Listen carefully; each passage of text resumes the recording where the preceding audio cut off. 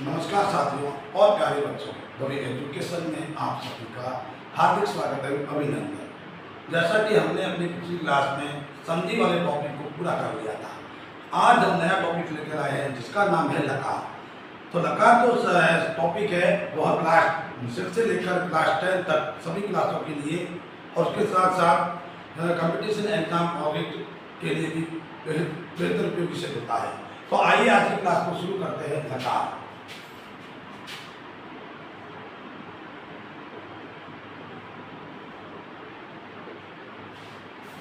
प्यारे बच्चों, लकार को देखें। लकार के दो प्रकार होते हैं। कितने प्रकार होते हैं? दो, आत्मनेपदी पद और परस्मैपदी पद। आत्मनेपदी पद और परस्मैपदी पद। आत्मनेपदी पद के भी 5 प्रकार होते हैं और जबकि परस्मैपदी पद के भी 5 प्रकार होते हैं। तो आत्मनेपदी पद का प्रयोग जो है उसमें से जो लकार है उसको में की जाता है। जो क्लास 10 का भी टॉपिक जुड़ा हुआ है वाच्य परिवर्तन, उसमें जो है आत्मनेपदी पद के लकार का प्रयोग किया जाता है, जबकि परस्मैपदी पद के 5 लकारों का प्रयोग क्लास 6 से लेकर क्लास 10 के अंतर्गत किया जाता है। तो आइए कुछ लकारों की चर्चा करते हैं। सबसे पहले देखते हैं लट लकार। क्या होता है लट लकार? तो देखो, लकार के प्रकार होते हैं दो। पहला होता है आत्मनेपदी पद, आत्मनेपदी पद, ये लकार का। दूसरा पद होता है परस्मैपदी पद, परस्मैपदी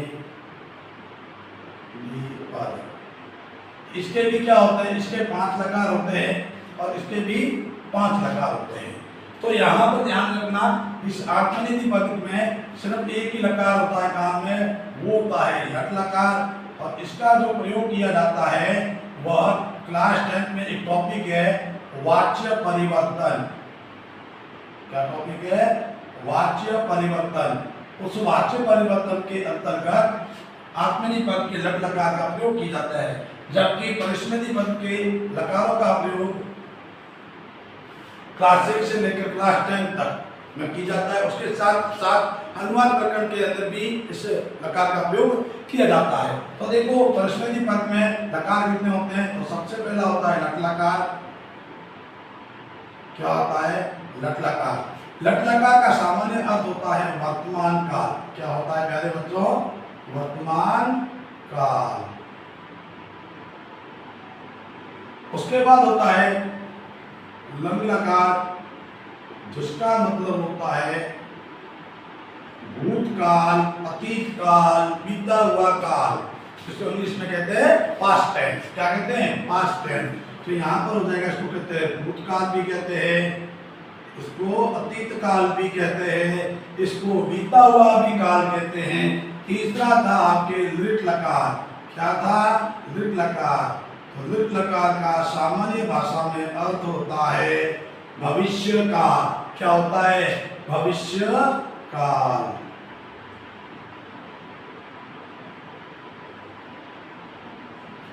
चौथा होता है आपके लोट लकार। क्या होता है प्यारे बच्चों, मेरे लाडले बच्चों? लोट लकार। लोट लकार का सामान्य अर्थ होता है आज्ञार्थक काल। क्या होता है? आज्ञार्थक काल। कोई न कोई आज्ञा दी जाती है तो वह वाक्य लोट लकार के अंतर्गत आता है। तो यहाँ पर इसका अर्थ हो जाएगा आज्ञार्थक काल। क्या हो जाएगा? आज्ञार्थक काल। और सबसे अंतिम में जो होता है वो होता है विधिलिंग लकार। क्या होता है? विधिलिंग लकार।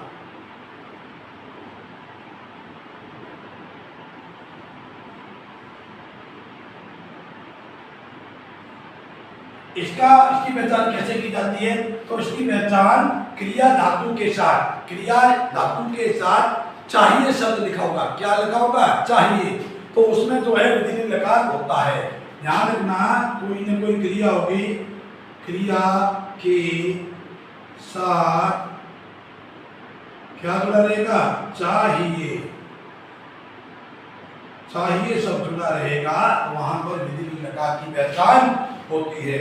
अब ये तो हुई लकार के बारे में। लकार में कितने पद होते हैं? 2 पद होते हैं, आत्मनेपदी पद और परस्मैपदी पद। आत्मनेपदी पद के भी 5 लकार होते हैं, जिनमें से पहले लकार यानी लट लकार का जो प्रयोग किया जाता है वो वाच्य परिवर्तन के अंतर्गत किया जाता है, जबकि परस्मैपदी पद का प्रयोग में भी परस्मैतिक पद के भी जो है 5 प्रकार होते हैं।